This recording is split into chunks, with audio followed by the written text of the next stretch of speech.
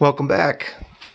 We were able to reach behind these 3x4 hardwood posts that were in here with our thin, flexible Sawzall blade. And where is that? You know, for slicing up framing, it'll cut nails. And that was nice because this whole thing, you know, is just clapboards that were original with a layer of cedar shake on top of those. And over here where this doorway was filled with tongue and groove, you know, the whole thing is just, you know, if we'd have been trying to pry here, you're actually, when you're prying behind those timbers, you're just pushing the siding and the sheathing products off of them well, as they stay in place. So being able to reach behind there and slice down behind everything, and then if they didn't want to come straight out, I just cut it in half, tipped the top out and pulled it down, and same for the bottom. But they were, you know, pocketed into this beam across the top and into the sill beam across the bottom. So they were just set in there and not pinned with nails, so they came right out really nice. And they're going to be oak or hardwood of some kind. This is 2 or 3 pounds here. It would weigh nothing now if it was softwood and was this old and dry.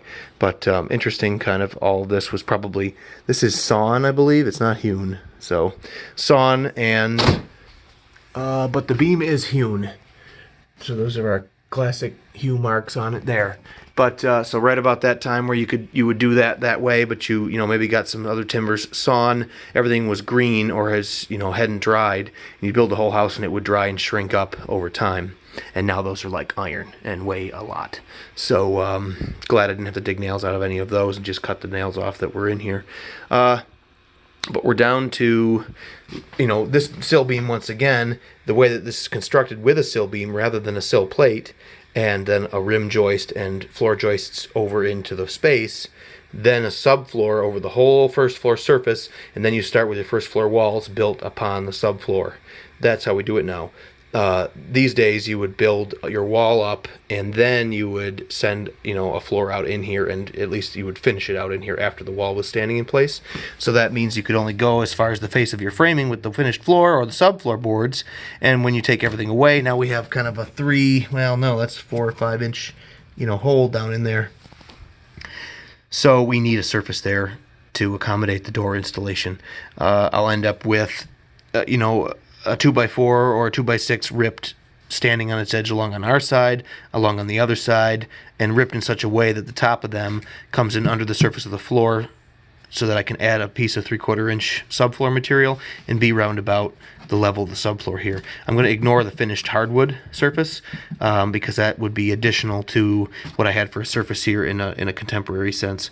So if I do it that way, I should end up with just what I need to have the door surface or the threshold meet up with the finished floor inside the house. I'll look at that in cross-section on a whiteboard in another video. But for right now, all you need to know is that I just zipped along behind these, cut them in half, picked them up, took them out of here, and then our opening is 84 by 84, just to catch the top of the arched door. I went out and checked the door, and I see that this arc starts at 72, so I made a mark at 72. There's the 84 there, and that'll be what we take out today.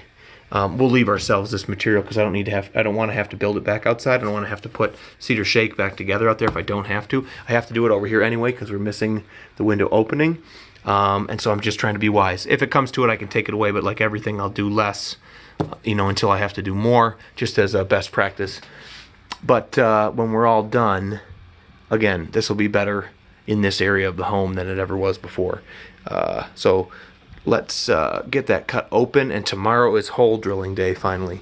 And I got Don's help, I think, all day. We're going to put as many of the 20-foot pressure treated posts up as we can and stilt and stake them, plumb and on layout, which takes some time on top of our footings, and maybe even throw some dirt back in the holes. We're using the MT85, which is coming with the bucket and the auger. And boy, would it be sweet to put all of our posts up, use the bucket on it to backfill, and then let the rain come down Wednesday, day after tomorrow, and know that it's just getting packed up tight for us. And then I can come back to this. I'll leave it covered with plastic, but then we'll come back and try to put the door in that day or then the next few days. But it's starting to be kind of nice weather out, so we're going to try and get through this as quickly as we can so we can get out in the sun building decks. All right, thanks for watching. We'll see you.